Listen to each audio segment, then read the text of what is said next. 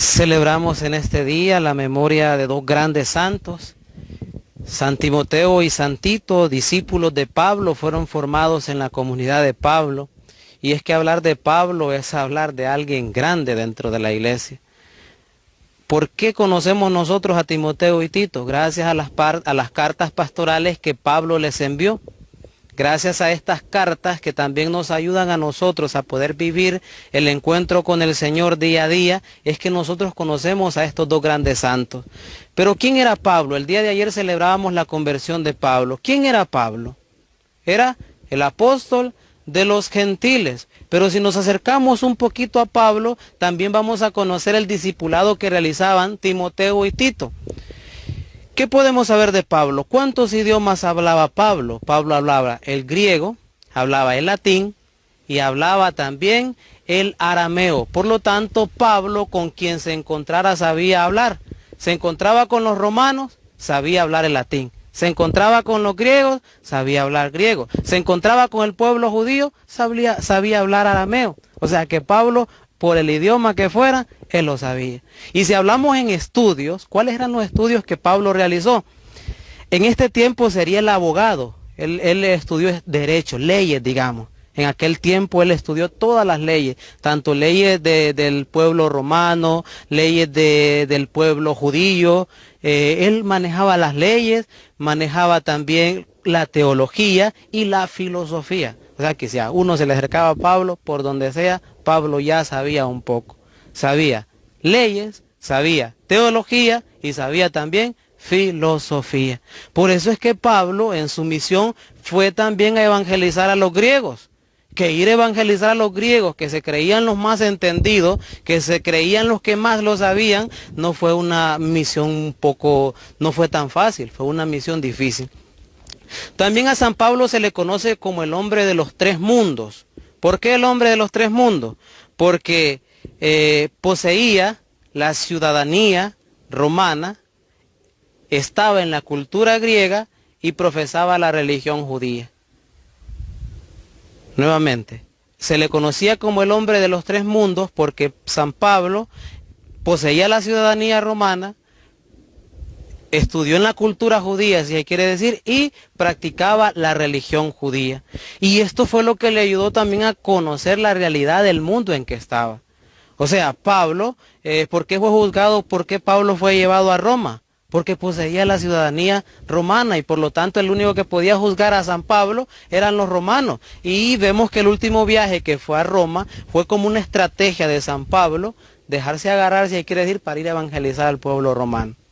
O sea, verdaderamente que la vida de San Pablo es una vida maravillosa. ¿Qué más podemos agradecerle a San Pablo? Que el 50% del Nuevo Testamento, prácticamente es paulino. ¿Cuántas son las cartas que le corresponden a Pablo? ¿Cuántas son? A ver. Son 13 cartas. ¿Y cuántos libros tiene el Nuevo Testamento? Tiene 27 libros. ¿Y por qué digo el 50%? Porque hay un libro que no es de él, pero casi el 50% habla de la vida de San Pablo. Y ese libro es Hechos de los Apóstoles. O sea que el 50% del Nuevo Testamento, de la experiencia de Jesús, del encuentro con Jesús, de lo que ahora nosotros profesamos, es paulino. Es paulino. Y nosotros que pertenecemos a la parroquia de San Pablo, deberíamos de conocer más la vida de nuestro patrono. Bueno, aquí en el lugar donde estamos, la vida de nuestro patrono San Pablo, que no es cualquier santo, es el santo que expandió el evangelio por donde sea. Y testimonio de eso es que nosotros celebramos el día de hoy a estos dos grandes discípulos de Pablo. Hoy la iglesia celebra la memoria de dos grandes colaboradores de San Pablo, San Timoteo y San Tito, infatigables discípulos del apóstol de las gentes, a los que ungió como obispos y les asignó el cuidado de las comunidades de Éfeso al primero y de Creta al segundo. Mire, San Pablo ubicó también a estos discípulos de él en un lugar que necesitaban también conocer la palabra de Dios. Y nosotros estamos sedientos de conocer la palabra de Dios, estamos sedientos de ser también discípulos del Señor. La primera lectura es un fragmento de la carta de Pablo, la cual se dirige a Timoteo, en la que le manifiesta su cariño y reconoce como gracias a la fe que arraigó primero a su abuela Loide y luego en su madre Eunice, nació en él una fe firmemente arraigada que le ayudó a ser un hombre de bien, formado, humilde y gran servidor de sus hermanos, y le anima a continuar firme en la fe. Pues Dios nos da un espíritu de cobardía, no nos da un espíritu de cobardía, sino al contrario, de fortaleza y templanza. Uno de los factores que nunca debe faltar en la vida del discípulo es la humildad. Y sobre todo en este tiempo, necesitamos gente humilde, necesitamos cristianos humildes. Porque ahora el cristiano quiere hacer todo a su manera, quiere hacer todo a su conveniencia. Y ya desde ese momento, cuando ya dejo actuar mis egoísmos y mis intereses, automáticamente estoy actuando soberbio y actúo contrario a la humildad. Es uno de los factores. Nosotros todos los días debemos de pedir la humildad al Señor, todos los días. En el Evangelio, pues, hoy se nos invita prácticamente, es una invitación a anunciar el Evangelio, ir a todas partes y anunciar la buena nueva del reino de Dios. Y como mencionábamos algunos días, ¿qué es el reino de Dios? ¿Está presente aquí el reino de Dios? Sí, el reino de Dios es lo que estamos experimentando ahorita. Por eso la Santa Eucaristía nosotros debemos de vivirla de una manera dispuesta. Debemos de vivirla de una manera intensa, donde todos nuestros sentimientos, todos nuestros pensamientos estén solamente en este encuentro con el Señor. Nosotros debemos disfrutar la Sagrada Eucaristía, porque ¿qué es el reino de los cielos? Es estar con Jesús. Y nosotros hoy tenemos la dicha de escuchar su palabra y también tenemos la dicha de alimentarnos con su cuerpo y con su sangre. Por eso el día de hoy también demos gracias a Dios que tenemos el sacramento de la reconciliación.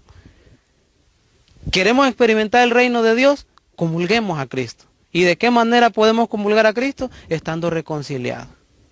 Y los discípulos, los seguidores de Jesús, San Pablo, San Timoteo, San Tito, llevaban una vida reconciliada con Jesús. Practicaban asiduamente el sacramento de la reconciliación, porque eso les ayudaba a borrar todo y poder estar con el Maestro.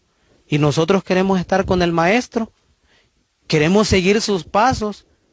¿Queremos seguir su camino? ¿Queremos ir tras de Él? Pues practiquemos el sacramento de la reconciliación. Si en nuestro corazón hay algo que nos impide comulgar, estar con el Rey del reino de los cielos, pues, ¿qué estamos esperando?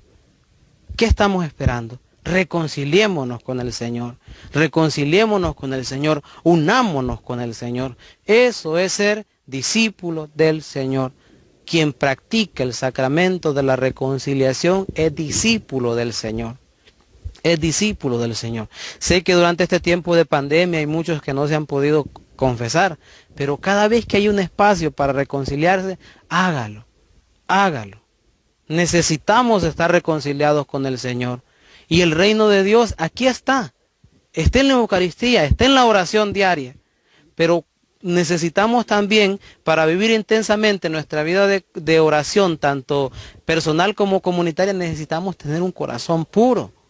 Un corazón renovado, un corazón resucitado, un corazón sanado. Todos los que estamos aquí buscamos la santidad. Y la santidad comienza experimentando el reino de los cielos aquí en la tierra por medio de la Santa Eucaristía. Quien no comulgue, por favor, luche por comulgar. Luche. Es lo más grande que existe. Es estar con Jesús. Es lo más bello que existe para un cristiano. Comulgar, porque es Cristo que se entra en usted. Y por lo tanto, desde ese momento usted es pertenencia de Cristo y Cristo hace su voluntad en usted.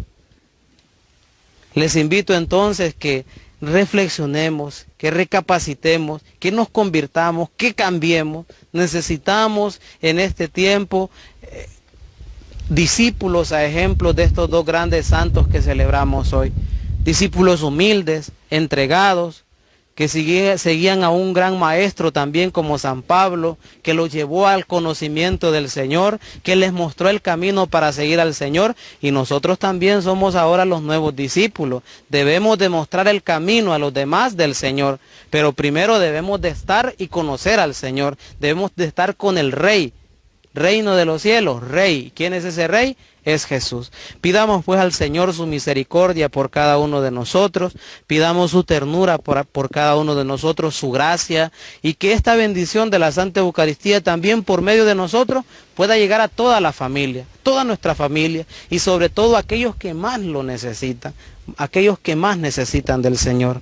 Que el Señor pues nos haga también servirle de una manera fiel, que el Señor nos ayude a tener un encuentro verdadero con Él, un encuentro en el cual siempre sobresalga Jesús en nuestras palabras y en nuestras acciones. Gloria al Padre, y al Hijo, y al Espíritu Santo. Como era en el principio, ahora y siempre, por los siglos de los siglos. Amén.